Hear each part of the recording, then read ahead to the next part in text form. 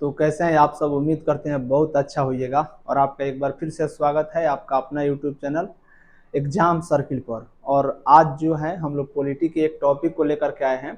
Topic अपने आप में बहुत बेहतरीन है, पढ़िएगा तो एकदम मज़ा आ जाएगा। पूरे के पूरे टॉपिक से कॉम्पिटिटिव एग्जाम में हमेशा क्वेश्चन बनते आए हैं।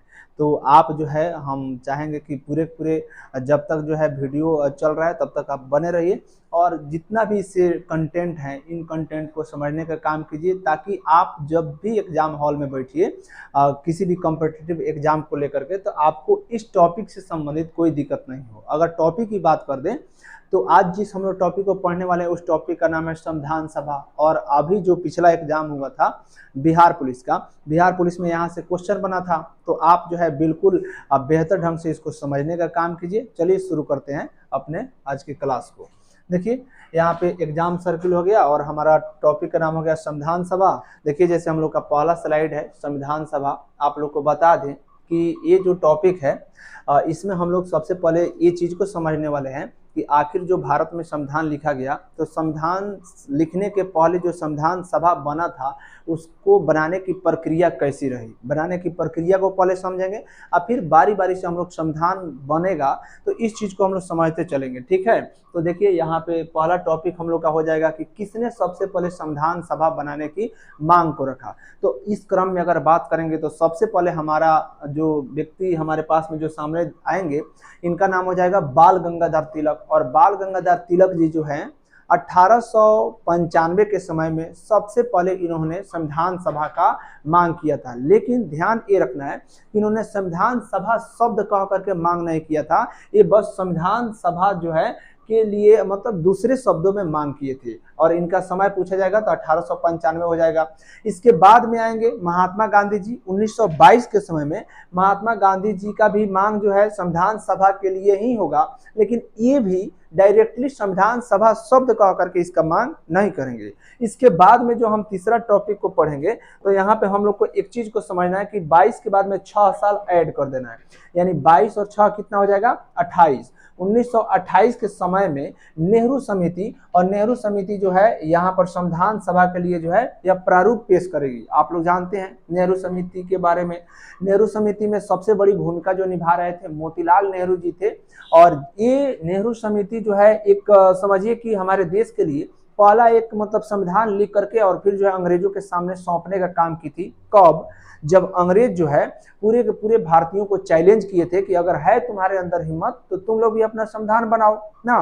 तो इस बात को सुन करके और नेहरू समिति ने जो है एक अपना संविधान बनाया था। और जब अंग्रेजों को ये लोग जा करके देने का काम किए तो फिर अंग्रेजों ने इसको एक्सेप्ट नहीं किया। तो उस समय भी संविधान सभा के लिए मांग उठी थी। संविधान सभा डायरेक्टली नहीं कहा करके, हालांकि इनके कहने का मतलब संविधान सभा ही था, इतना हम लोग यहाँ से समझ सकते हैं। तो अभी तक हम लोग तीन चीजों को देख लिए। 1895 बाल गंगाधर तिलक, इनका भी कहना यही था।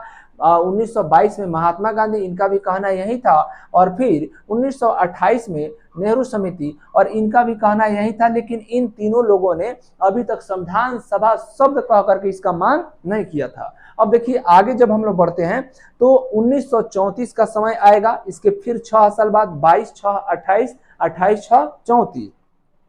34 में जो व्यक्ति आएंगे इनका नाम होगा एम एन रॉय। और एम एन रॉय जी संविधान सभा की मांग करेंगे। अब देखिए ये एक पहले ऐसे व्यक्ति होंगे जिन्होंने संविधान सभा का मांग किया और ओपनली तौर पर संविधान सभा शब्द कह करके मांग करने वाला व्यक्ति के रूप में अगर किसी को जाना जाता है तो उनका नाम क्या हो जाएगा? एम एन रॉय जी। अगर एम एन रॉय के बारे में हम लोग थोड़ा सा और जानने की कोशिश करें तो भारत में जो कम्युनलिज्म आया था, जैसे आज हम लोग देखते हैं communist party of India CPI, तो ये जो कम्युनिस्ट विचारधारा था उसको भारत में लाने का अगर बात जो है श्रेय जो जाता है वो किनको जाता है? एम एन रॉय जी को जाता है। और इन्होंने भले ही शुरू के समय में जो है कम्युनिस्ट पार्टी के विचारधारा पर चले थे, लेकिन बाद में चल करके एक कांग्रेस पार्टी में शामिल हो गए थे, कांग्रेस पार्टी के एक नेता के तौर पर। तो ये क्वेश्चन को बिहार पुलिस का एग्जाम अभी जो हुआ था उसमें पूछा हुआ था कि बताइए कि वह कौन ऐसे व्यक्ति हैं जिन्होंने सबसे पहले संविधान सभा शब्द का जिक्र किया था। तो संविधान सभा शब्द का जिक्र करने वाला व्यक्ति को हम लोग यहाँ पे देख लिए,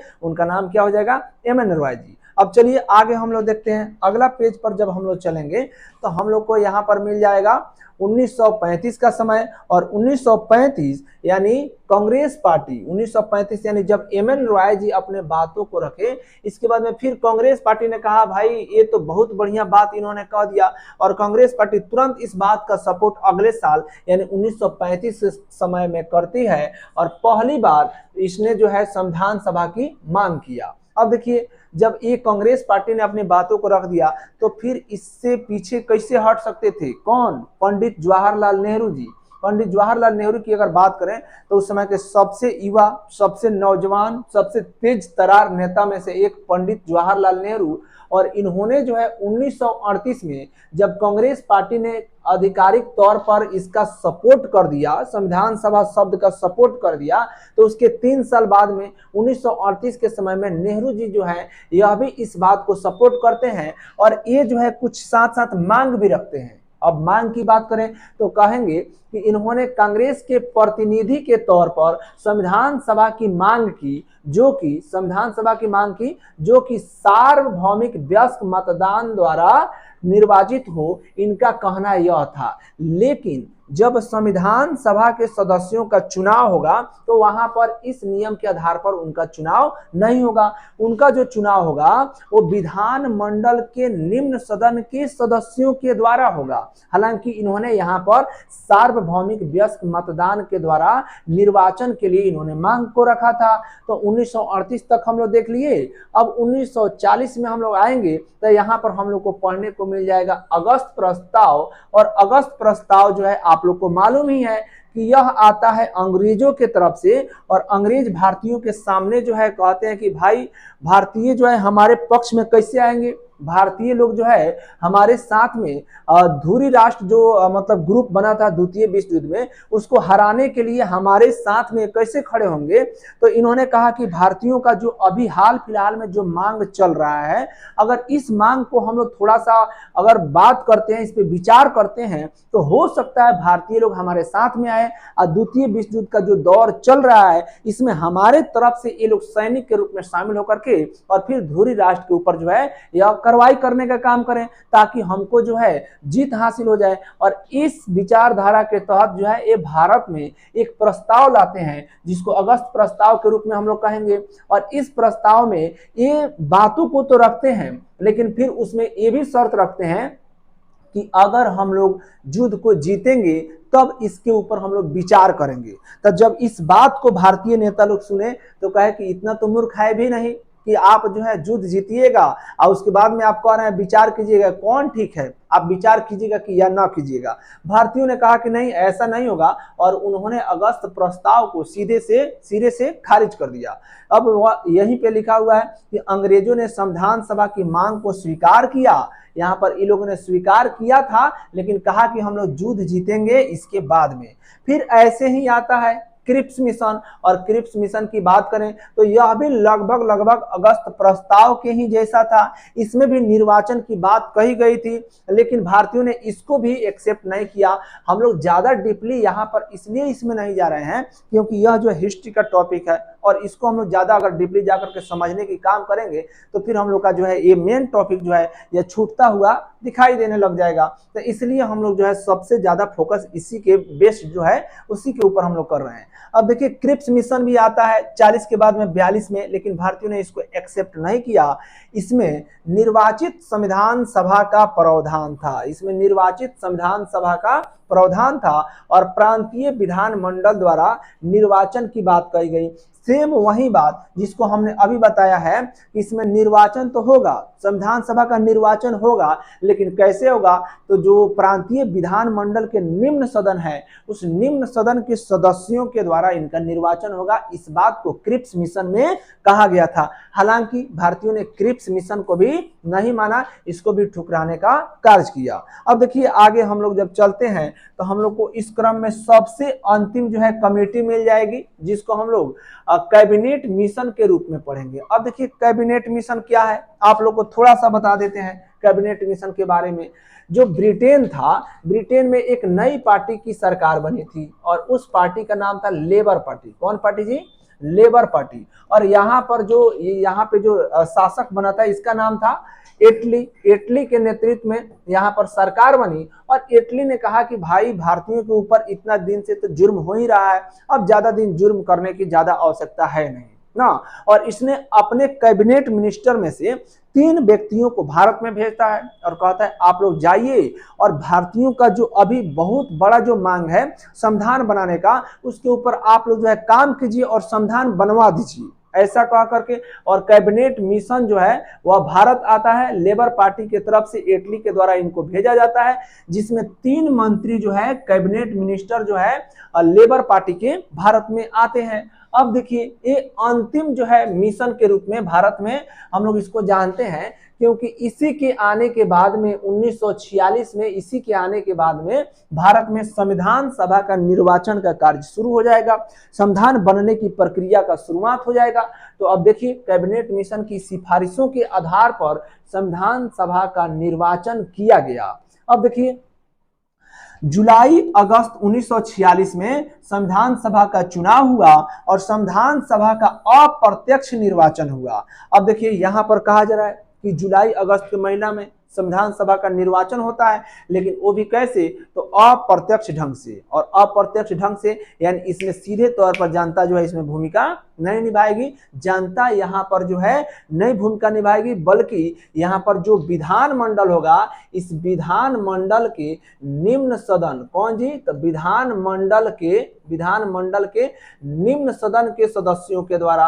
अगर आप लोग कहिएगा कि निम्न सदन, ये उच्च सदन किसका बात कर रहे हैं, तो हम कहेंगे जैसे आज के भी समय में आप लोग देखते हैं कि जैसे राज्य में मान लीजिए ये राज्य हो गया और राज्य में जो है विधान सभा होता है, विधान सभा और फिर विधान परिषद ये दोनों होता है। तो इसमें से हम लोग विधान सभा को निम्न सदन कहते हैं, विधान परिषद को हम लोग उच्च सदन कहते हैं। वैसे ही पहले भी ऐसे सिस्टम हुआ करता था, विधान मंडल और विधान मंडल में दोनों सदन था, निम्न सदन और उच्च सदन। तो जब संविधान सभा के सदस्यों के निर्वाचन की बात आई तब कहा गया कि विधान मंडल के निम्न सदन के सदस्यों के द्वारा जो है इनका निर्वाचन किया जाएगा। और इसलिए यहाँ पर कहा गया है कि यह निर्वाचन कैसे हुआ था, तो अप्रत्यक्ष रूप में हुआ था। अब देखिए निर्वाचक मंडल जो है यह कौन था, तो प्रांतीय विधान मंडल के कौन सदन जी, तो निम्न सदन। अब देखिए आगे कह रहा है निर्वाचन का पद्धति कौन था, तो अनुपातिक प्रतिनिधित्व प्रणाली एकल संक्रमणीय मत द्वारा। अगर हम लोग इसका बात करें तो हम लोग इसको जो है आगे चल करके जब राष्ट्रपति का चुनाव की प्रक्रिया पढ़ेंगे तो उसमें इसको बहुत बेहतर ढंग से हम लोग को पढ़ना है। यहाँ पर इसका अगर जिक्र किया जाएगा तो उतना बेहतर नहीं होगा, उतना बढ़िया नहीं होगा। यहाँ पर जिस रूप में हम लोग को पढ़ना है बस इतना ही समझिए कि संविधान सभा के सदस्यों का जो निर्वाचन हुआ, उनका निर्वाचन का जो पद्धति था वो अनुपातिक प्रतिनिधित्व पद्धति था, एकल संक्रमणीय मत के द्वारा इनको चुना गया। अब हम लोग चलते हैं अगले स्लाइड पर और फिर वहां पर चीजों को समझने का कार्य करते हैं। अब देखिए यहां पर अब हम लोग को समझना है कि चुनाव जो है वो कैसे हुआ। तो आप लोग को बता दें कि जो चुनाव हुआ था प्रति 10 लाख जनसंख्या पर हुआ था, यानी 10 लाख जनसंख्या पर एक सदस्य को चुनने का बात कहा गया। 10 लाख जनसंख्या पर एक सदस्य को चुनने का बात कहा गया। और पूरे भारत से जब सीटों का आंकड़ा निकाला गया, जिस समय पाकिस्तान भी हम लोग के साथ था, तो उस समय 389 सदस्यों को चुनने की बात जो है आंकड़े में निकल करके आई कि पूरे भारत से पाकिस्तान को मिला करके 389 सदस्य हो रहे हैं जो कि संविधान सभा के निर्वाचन में चुने जाएंगे। अब देखिए इसमें उसी को हम लोग को समझना है। कह रहा है कुल सदस्यों की संख्या कितना, तो 389। अब इन 389 सदस्यों को 2 ग्रुप में बांटा गया था। एक ग्रुप कहलाया ब्रिटिश भारत और दूसरा ग्रुप कहलाया रियासत, यानी इसको हम लोग कहेंगे देसी रियासत। अब पहले इनको समझिए। ब्रिटिश भारत कहने से यह स्पष्ट हो जाता है कि भारत का वैसा मतलब इलाका, वैसा क्षेत्र जहां पर ब्रिटेन का पूर्णतः कब्जा था, पूर्ण रूप से कब्जा था, शासन के बागडोर जो है पूर्ण रूप से ब्रिटेन के हाथ में था, इसको ब्रिटेन ही संभाल रहा था। तो इसको हम लोग कहेंगे ब्रिटिश भारत। और भारत में ही अभी भी कुछ जगह ऐसे थे जहां पर देसी राजाओं का अभी भी यहाँ पर मतलब उनका थोड़ा बहुत पावर चल रहा था। पूरा तो पावर नहीं कहेंगे, क्योंकि इसमें भी यहाँ पर जो ब्रिटेन के जो मतलब शासक जो थे उनका इसमें भी हस्तक्षेप हो गया था। देसी रियासतों में भले नाम के राजा थे, लेकिन यहाँ पर कुछ ना कुछ जो है पावर को ब्रिटेन के द्वारा भी चलाया जा रहा था। तो इस आधार पर हम लोग इसको दो रूप में बांट दिए कि भारत जो है कितने रूप में था, तब ब्रिटिश भारत और देसी रियासत। यहाँ पर चुनाव नहीं हुआ, देसी रियासतों में चुनाव नहीं हुआ, जबकि ब्रिटिश भारत में जहां पर अंग्रेज पूर्णतः शासन कर रहे थे यहाँ पर चुनाव हुआ था। और इसलिए हम लोग कहेंगे कि यहाँ से 296 सदस्यों का निर्वाचन हुआ, माने चुनाव हुआ, जबकि देसी रियासत से 93 सदस्यों को मनोनीत किया गया। माने राजा ने इनको मानने का काम किया कि हमारे यहाँ पर यही लायक व्यक्ति हैं, यही 93 आदमी लायक व्यक्ति हैं जो संविधान को बनाने में अपनी भूमिका को निभा सकते हैं बेहतर रूप में। और इसलिए यहाँ से 93 और यहाँ से हम लोग 296 की संख्या को पढ़ते हैं। अब देखिए, अगर हम लोग बात करेंगे ब्रिटिश भारत का, तो कहेंगे ब्रिटिश भारत को भी दो भागों में बांटा गया था। एक भाग को कहेंगे हम लोग सामान्य प्रांत, क्या कहेंगे, सामान्य प्रांत, और एक भाग को कहेंगे हम लोग कि यह जो है उच्च प्रांत है। सामान्य प्रांत और उच्च प्रांत की बात करें तो जैसे आज के समय में आप लोग देखते हैं कि भारत में सामान्य प्रांत है और फिर उच्च प्रांत यानी यूनियन टेरिटरी केंद्र शासित प्रदेश हैं, वैसे उस समय में ब्रिटिश भारत वाले इलाके भी थे जिनको सामान्य प्रांत यानी जो आज के समय में जितने हम लोग को प्रांत है वैसे, और दूसरा उच्च प्रांत यानी यूनियन टेरिटरी के रूप में वहां पर भी देखे गए। अब हम लोग कहेंगे कि भाई ब्रिटिश भारत में तो 296 सदस्यों को चुनने की बात हुई थी, तो जिसमें से उच्च प्रांतों में 4 सदस्य चुने गए, और जबकि समान प्रांतों की बात करेंगे तो यहां से 296 सदस्यों को चुना गया। अब देखिए ये उच्च प्रांत कौन कौन थे, तो इसको देख लेते हैं। इसको हम लोग देखेंगे ABCD के आधार पर। जैसे हम लोग कहेंगे A से अजमेर, B से बलूचिस्तान, C से कुर्ग और D से दिल्ली। इस आधार पर हम लोग ABCD के आधार पर ये 4 जगहों को हम लोग समझ लिए जो कि उच्च प्रांत के रूप में जाने जाते थे। अब हम लोग आगे समझते हैं इनका निर्वाचन पद्धति से संबंधित कुछ बातों को जो दिए गए हैं। अब देखिए, जैसे वही बात जिसको हमने पहले ही बोल दिया है कि प्रति 10 लाख जनसंख्या पर एक प्रतिनिधि को चुना गया था, वही बात यहाँ पर लिखा हुआ है। आगे समझिए कि मुस्लिमों तथा सिखों को अनुपातिक प्रतिनिधित्व दिया गया। अब देखिए टोटल सीट की संख्या कितना जी, 389। 389 सीट में से मुस्लिम बहुल इलाका में 78 सीट दिया गया, यहाँ से केवल और केवल मुस्लिमों के खड़ा होने के लिए। इसके अलावा सिख लोगों को भी 4 सीट दे दिया गया। इसके अलावा अभी हम लोग देखे हैं कि जो उच्च प्रांत थे वहां पर भी 4 सीट मिला। और फिर हम सामान्य प्रांत की बात करेंगे, जनरल प्रांत जहां से सभी लोग जो है चुनाव में खड़े हुए थे, तो उसकी बात करेंगे तो वो हो जाएगा कुल मिलाकर के 210। अब यहां पर जब चुनाव होगा तो कांग्रेस पार्टी जो है मुस्लिम वाला इलाका में से भी 3 सीट जीतेगी। फिर यहाँ पर सिख वाला, ये मुस्लिम इलाका हो गया, इस सिख इलाका हो गया, ये उच्च प्रांत हो गए, और ये समान जनरल प्रांत हो गए। अब देखिए यहाँ से भी 3, यहाँ से भी 3, और उच्च प्रांत में से भी 3, 3, 6 और 3, यहाँ पर 9 सीटों को यहाँ से मुस्लिम लीग यहाँ से कांग्रेस पार्टी निकालेगी। और साथ साथ जो यहाँ पर उच्च सामान्य प्रांत थे, कौन प्रांत, सामान्य प्रांत, जिनकी संख्या 210 थी, तो यहाँ से भी 199 सीट को जीतने का काम किस पार्टी के द्वारा किया जाएगा, तो कांग्रेस पार्टी के द्वारा। अब आप ऐड कर लीजिए 199 जो है सामान्य जगहों से, और फिर 9 जो है यहाँ 3-3 करके निकाला, टोटल मिलाकर के 208 सीट को कांग्रेस पार्टी के द्वारा यहाँ पर जीत हासिल किया जाता है। अगर हम बात करें इसके विरोधी पार्टी जिसका नाम था मुस्लिम लीग पार्टी, जिस पार्टी के नेता थे मोहम्मद अली जिन्ना, और जिनका एक ही सपना था कि भारत से पाकिस्तान अलग हो जाए, तो उनका अगर बात करेंगे कि हाँ कितना सीट जीत पाए, तो उनका जो है यहाँ पे 78 सीट मिला था, और इसमें से 73 सीट को ही जीत पाए थे। कुछ बीच का जो गैप रह गया, जैसे 78 से 73 ये जीत गए, 3 जीत गया कौन, कांग्रेस। अब बीच का कुछ और भी छोटी मोटी पार्टियां थी तो उन लोग भी यहाँ से सीटों को निकालने में कामयाबी हासिल किए थे। तो 73 सीट जीता मुस्लिम लीग पार्टी, 208 सीट जीत गया कांग्रेस पार्टी। कांग्रेस पार्टी के सीटों की बहुत बड़ा मतलब आंकड़ा को देख करके मुस्लिम लीग पार्टी जो है नाराज हो गया और फिर जो है इसने पूरे के पूरे संविधान सभा का ही विरोध कर दिया। कहा कि भाई ये तो बहुत गलत हुआ है, हम जो है मात्र इतना ही सीट पर आ गए और कांग्रेस पार्टी इतना अधिक सीट को जीत गई। अगर संविधान बनाने भी जाते हैं तो कांग्रेस पार्टी पूरे के पूरे संविधान को अपना मन से बना लेगी, क्योंकि बहुमत है इसके पास में, हमारा तो चलती नहीं चलेगा। और इस बात को सोचते हुए इसने सीधे तौर पर यहाँ पर संविधान सभा का ही विरोध कर दिया। अब आगे देखिए, वही दिया है कि मुस्लिमों के लिए 78 सीट, कितना सीट जी, 78 सीटों को आरक्षित किया गया, जबकि सिखों के लिए 4 सीट दिए गए और फिर उच्च प्रांतों में भी 4 दिए गए थे। 210 सीटें सामान्य लोगों के लिए था। कांग्रेस के 208 सदस्य निर्वाचित हुए, जैसे आप लोग को बता दिए, 78 में 3, 4 में सिख में से भी 3, उच्च में से भी 3, 9 हो गया।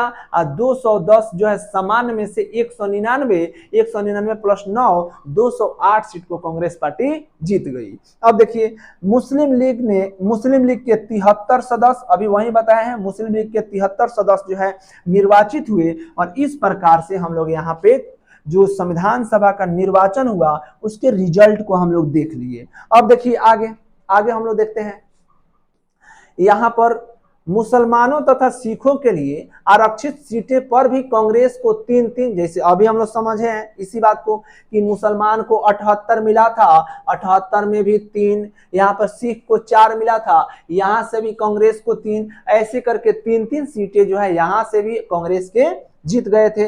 अब देखिए आगे हम लोग देखते हैं कि संविधान सभा में महिलाओं की संख्या, ये बहुत बार रिपीटेड क्वेश्चन है, बहुत कॉम्पिटिटिव एग्जाम में पूछे गए क्वेश्चन है कि संविधान सभा में अगर महिलाओं की संख्या पूछी जाएगी तो बोलेंगे 15 थी। गांधी जी की बात करें तो गांधी जी ने पहले ही कह दिया कि भाई देखो कुछ भी हो जाए, हम किसी भी राजनीतिक पद पर अपने आप को स्वीकृत नहीं करेंगे, हम किसी भी राजनीतिक पद के लिए हम नहीं बने हुए हैं। और इन्होंने किसी भी राजनीतिक पद को कभी भी एक्सेप्ट नहीं किया। जब इस बात को सुना मोहम्मद अली जिन्ना, जो मुस्लिम लीग पार्टी का नेता था, तो कहता है कि अच्छा, अगर महात्मा गांधी जो है अगर राजनीतिक में किसी प्रकार का भूमिका नहीं निभाएंगे तो फिर हम भी नहीं निभाएंगे।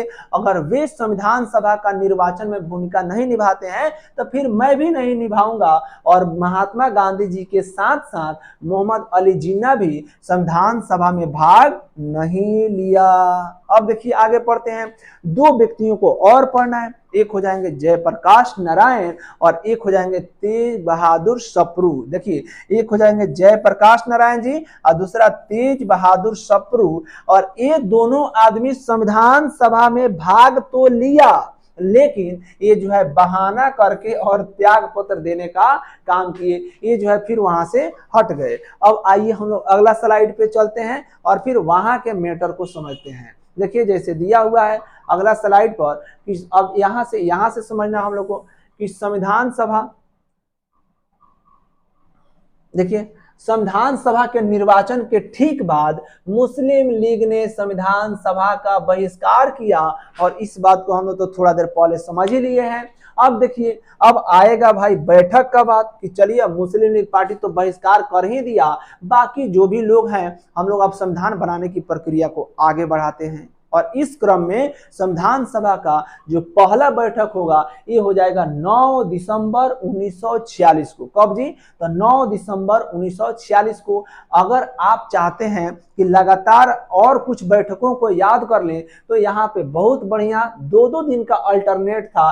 11 दिसंबर दूसरा बैठक, फिर 2 दिन 13 दिसंबर तीसरा बैठक, यानी 9 दिसंबर 11 दिसंबर 13 दिसंबर, ये लगातार 2-2 दिन का अल्टरनेट पर हम लोग संविधान सभा के 3 बैठकों को जो है हम लोग ऐसे ही याद कर सकते हैं। अब वही दिया हुआ है संविधान सभा का पहला बैठक हुआ और इस बैठक में डॉक्टर सच्चिदानंद सिन्हा, किनको जी? तो डॉक्टर सच्चिदानंद सिन्हा जी को संविधान सभा का अस्थायी अध्यक्ष के रूप में चुना गया। अब अस्थायी अध्यक्ष क्यों इनको चुना गया? क्योंकि तत्काल में कोई सदस्य मिल नहीं रहा था और ये अपने मतलब कार्यकाल के आधार पर देखें तो इन सभी लोगों में से सबसे वरिष्ठतम सदस्य थे। तो लोगों ने कहा कि भाई इनको बहुत ज्यादा जानकारी है, कार्यकाल के आधार पर बहुत वरिष्ठ हैं, तो क्यों नहीं इनको अध्यक्ष बना दिया जाए। देखा जाएगा बाद में परिस्थितियां अगर बनेंगी, कोई वैसा व्यक्ति जो है अगर मिलेगा तो हम लोग जो क्या करेंगे उस व्यक्ति को चुनने का काम करेंगे, तब तक इनको अस्थायी रूप में चुन लिया जाए। और इस बात के आधार पर यहाँ पर डॉक्टर सच्चिदानंद सिन्हा जी को अस्थायी अध्यक्ष के रूप में पहला बैठक में इनको चुना गया। अब देखिए यही बात आगे कह रहा है कि यह संविधान सभा के वरिष्ठतम सदस्य थे, यानी सदस्यों में सबसे वरिष्ठ सदस्य कार्यकाल के आधार पे कौन थे? तो डॉक्टर सच्चिदानंद सिन्हा जी। अब आगे आते हैं, यही हम लोग का अगला बैठक हो जाएगा जिसको हम लोग कहेंगे 11 दिसंबर को हुआ था। कितना तारीख को हुआ था? 11 दिसंबर 1946 को। अब देखिए, अब चलिए आगे हम लोग चलते हैं। अब देखिए यहाँ पर अगला हम लोग को बैठक मिल जाएगा, जैसे हम लोग को मालूम है पहले से कि 2 दिन के बाद में 9 के बाद 2 दिन बाद 11 दिसंबर को यहाँ पर दूसरा बैठक हो जाएगा 11 दिसंबर 1946 को। और इस बैठक में डॉक्टर राजेंद्र प्रसाद जी को हम लोग परमानेंट अध्यक्ष के रूप में चुन लेंगे, अस्थाई अध्यक्ष के रूप में चुन लेंगे। और ये शुरू से लेकर के एकदम अंत तक, जब तक संविधान जो है लिख करके तैयार नहीं होता है तब तक ये जो है परमानेंट अध्यक्ष के रूप में बने रहेंगे। फिर बाद में भारत के राष्ट्रपति का जो है बनने का बात इनके पास जाता है और फिर भारत के प्रथम राष्ट्रपति के रूप में भी ये चुने जाते हैं। तो इनसे संबंधित यहाँ पे बात को दिया गया। साथ साथ हम लोग देखेंगे कि यहाँ पे एच.सी. मुखर्जी ये संविधान सभा के उपाध्यक्ष के रूप में चुने जाएंगे। संविधान सभा के उपाध्यक्ष की बात होगी तो कौन हो जाएंगे? एच.सी. मुखर्जी। और फिर इनके अलावा 1948 में एक और उपाध्यक्ष आएंगे जिनका नाम होगा वी.टी. कृष्णमाचारी। क्या नाम होगा? वी.टी. कृष्णमाचारी। तो यहाँ पर हम लोग देख रहे हैं दूसरा बैठक में क्या हुआ कि डॉक्टर राजेंद्र प्रसाद जी को संविधान सभा का अस्थाई अध्यक्ष के रूप में चुना गया। किस रूप में चुना गया?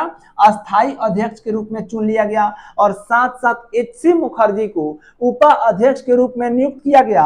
अगर उपाध्यक्ष की बात करेंगे तो फिर कहेंगे कि 1948 में एक और उपाध्यक्ष व्यक्ति बने थे जिनका नाम है वी.टी. कृष्णमाचारी। अब आगे हम लोग बात करते हैं बी.एन. राव के बारे में। बी.एन. राव जी को संवैधानिक सलाहकार के रूप में इनको जो है चुना गया था। अब संवैधानिक सलाहकार तो वह व्यक्ति बन सकता है जो पहले से संविधान का बहुत बड़ा ज्ञाता हो, बहुत बड़ा जानकार हो। और अगर हम बी.एन. राव जी के बारे में बात करते हैं तो हमको मालूम ये होता है कि बी.एन. राव जी बर्मा के संविधान को लिखने का काम किए थे।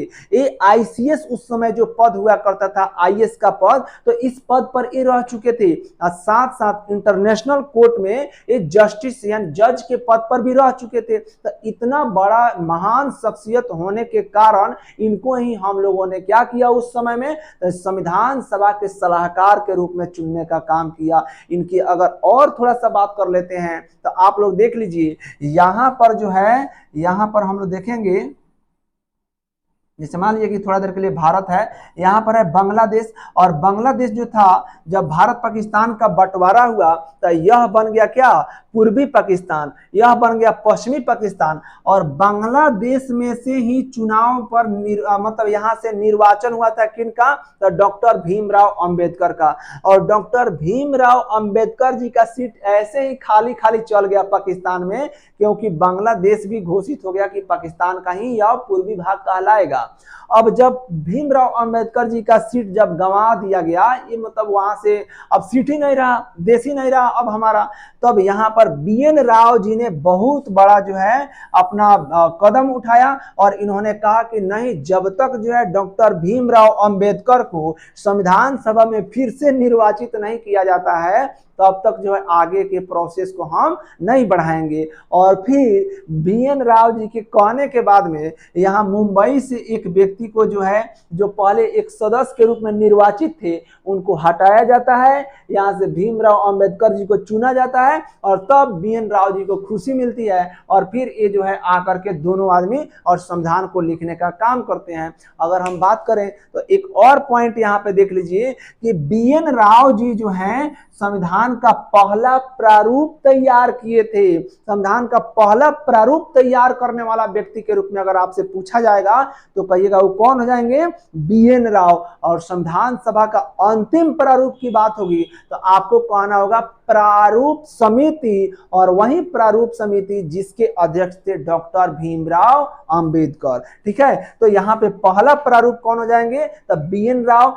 प्रारूप समिति ने अंतिम प्रारूप को तैयार किया, 60 देशों के संविधान को अध्ययन करके अब फिर जो है प्रारूप समिति ने पूरे के पूरे प्रारूप को तैयार किया था और फिर इसने जो है अपने विचारों को संविधान सभा के सदस्यों के सामने रखा। वहां पर बहस हुआ, थोड़े बहुत बातों को हटा करके भारतीय संविधान को लिखकर तैयार किया गया। अब आगे आते हैं हम लोग अगले स्लाइड पे। अगर बढ़िया लग रहा हो, अगर मतलब पसंद आ रहा हो, पूरे कंटेंट समझ में आ रहे हैं तो आप लाइक कर दीजिए, शेयर कर दीजिए थोड़ा दोस्तों के साथ में, ताकि जो है थोड़ा सा वीडियो पर मतलब व्यू बढ़े और हम लोग का भी मनोबल थोड़ा सा आगे बढ़े और हम लोग और बेहतर ढंग से सब कंटेंट को लेकर के आपके सामने रखने का काम करें। ठीक है, तो अब आगे हम लोग बढ़ते हैं अगले स्लाइड पे।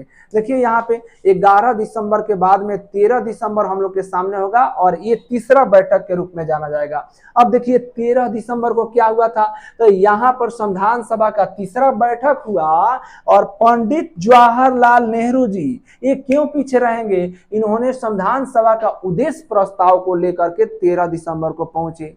इन्होंने संविधान का कहा कि भाई संविधान तो लिखने हम लोग चल रहे हैं, लेकिन इसका कोई ना कोई उद्देश्य होना चाहिए कि ना होना चाहिए, और इस बात को सोचते हुए समझते हुए इन्होंने एक उद्देश्य का खाका तैयार किया और संविधान सभा के सामने रखने का कार्य किया। ठीक है, अब देखिए यहाँ पे अगर पूछा जाता है कि बताइए उद्देश्य प्रस्ताव को किसने जारी किया, तब पंडित जवाहरलाल नेहरू। कौन से बैठक में, तो संविधान सभा के तीसरे बैठक में।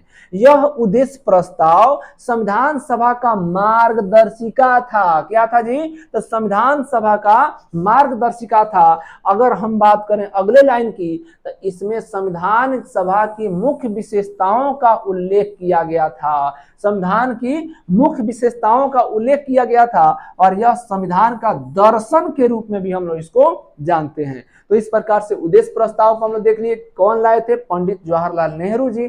कौन बैठक में, तीसरा बैठक में। तीसरा बैठक कब, 13 दिसंबर 1946 को। अब अगले स्लाइड पे आते हैं। देखिए अगला स्लाइड है उद्देश्य प्रस्ताव के मुख्य बिंदु, और हम कहेंगे कि आज जो है वीडियो काफी लंबा नहीं हो जाए, इसलिए आज इतना ही तक रहने दिया जाए और फिर आगे जो है अगले दिन हम लोग उद्देश्य प्रस्ताव के मुख्य बिंदुओं को पढ़ने का काम करेंगे, समझने का काम करेंगे।